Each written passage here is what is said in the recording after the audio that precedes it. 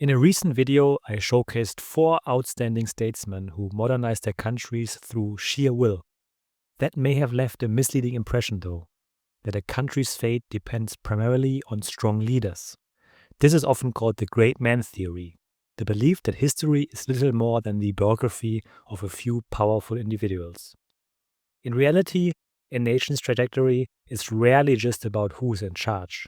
It is shaped by a complex interplay of geography, institutions, culture, and timing. You can think of these as the hardware and software of a country, and there's been lots of research about this. In this video, however, I want to make it a bit more simple and intuitive. I want to apply a familiar personal success formula to the wealth of nations. This formula is IQ times EQ times opportunity, or if you prefer, luck. In a career context, this translates to skills, networking, and timing.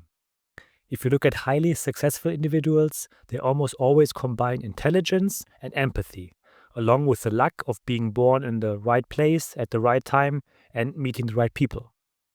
For a country, it looks like this. There's national IQ, so the hardware. These are the classic factors of production: labor, capital, land. Then there's the national EQ, the software. That's the social operating system, let's say. Institutions, rule of law, and cultural coordination capacity.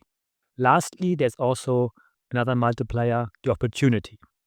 This could be geopolitics, global trends, or just pure luck. And the math here matters, because these factors are multiplied. A zero in any of these categories, such as total institutional collapse or a complete lack of resources, can wipe out the entire equation. Before we dive into examples, a quick disclaimer. This is a deliberately simple framework. It cannot explain everything. The cases I'll mention are generalized, incomplete, and inevitably shaped by certain biases. Now let's look at some of the high IQ or good hardware examples. A typical example here is Russia. It holds enormous natural gas reserves and vast mineral wealth, though it has often struggled on the EQ side of the equation. Then there's Brazil, home of the world's largest freshwater reserves, the Amazon's biodiversity, and major iron ore and offshore oil deposits. And lastly, there's also nowadays India or Southeast Asia, a demographic goldmine. With massive young and increasingly educated populations, this region possesses the human IQ to drive global growth for decades. Now to a few outstanding cases for high EQ or good software. The first one I want to mention here is Meiji Japan in the late 19th century. This was a rare historical software update. Japan rapidly modernized its institutions to avoid colonization, proving that culture and governance can adapt under pressure. Then there's Switzerland from the 1850s to today. That's a masterclass in EQ. Despite being landlocked and resource poor, its stable institutions, direct democracy, and neutrality turn it into a global safe haven. Then there are the city-states Hong Kong and Singapore. Hong Kong is the ultimate plug-and-play economy. By combining English common law with Chinese entrepreneurial energy, it became one of the world's most efficient commercial intermediaries. Under Lee Kuan Yew, Singapore, a small island, became a global hub through high EQ traits, radical transparency, near-zero corruption, and a highly business-friendly legal system. One could also place Singapore partly under opportunity, given its strategic position along the Strait of Malacca. And lastly, another example back in time, which I think is quite suitable, Renaissance Europe. This was an era of intellectual EQ. Advances in scientific inquiry, accounting, and seafaring gave Europe a lasting edge in global trade.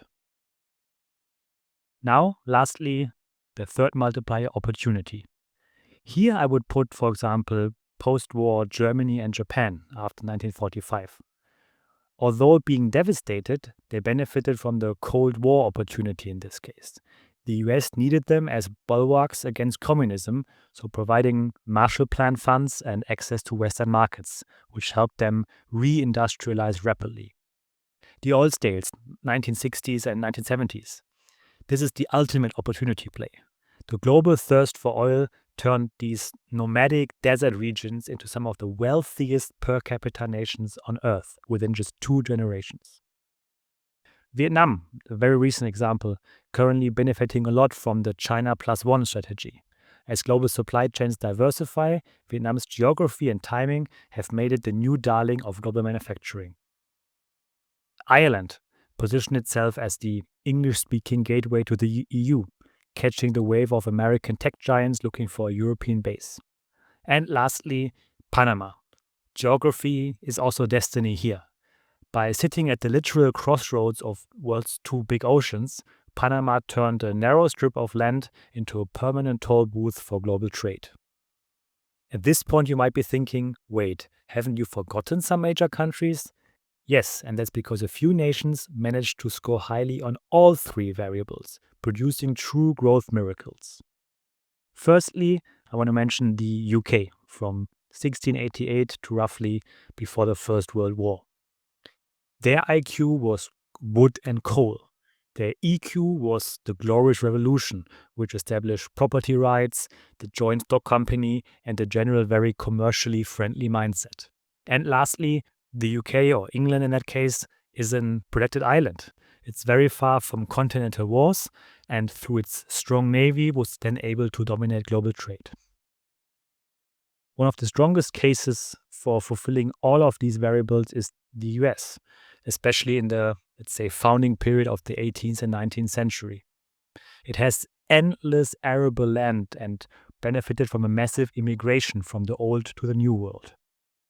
A constitution focused on individual rights and a Protestant work ethic helped to really build the economy. And the 2 oceans, the Pacific and the Atlantic, protected them from European chaos, allowing them to grow undisturbed. Lastly, modern China. This video, of course, cannot exist without mentioning the growth story of China in the past decades. Here, their IQ was the world's largest mobilization of rural labor into urban industry. The reform and opening up policies under Deng Xiaoping were the software patch that allowed market forces to run on state hardware. Also, the Chinese people's entrepreneurship and work ethic really drove the country to the growth it has managed. Opportunity-wise, joining the WTO in 2001 was exactly the right time when the West was looking to outsource, the perfect timing to become the world's factory. Now, if this formula is multiplicative, what happens when one variable collapses? Now, we have also a few examples here. There's the resource curse, high IQ, low EQ. Countries like Venezuela possess immense resource wealth, but weak governance turns that wealth into an economic liability. Then there's the landlocked trap. Parts of Central Asia and Central Africa face a permanent geographic tax through high transport costs. Demography. Aging and shrinking populations seen in parts of Eastern Europe and East Asia reduced national IQ and eventually capped growth. Then there's the Argentina slide. Once among the world's richest nations, prolonged political mismanagement shows how a declining EQ can undo earlier success. And lastly, many countries who were former colonies also still feel these consequences. They inherited extractive economies, monoculture agriculture, weak institutions, and underdeveloped human capital. Structural disadvantages that are hard to escape. So in conclusion, success is rarely the result of a single great leader. It emerges from the interaction between a nation's hardware, its institutional software, often the decisive factor as you have seen, and the lack of timing and circumstance.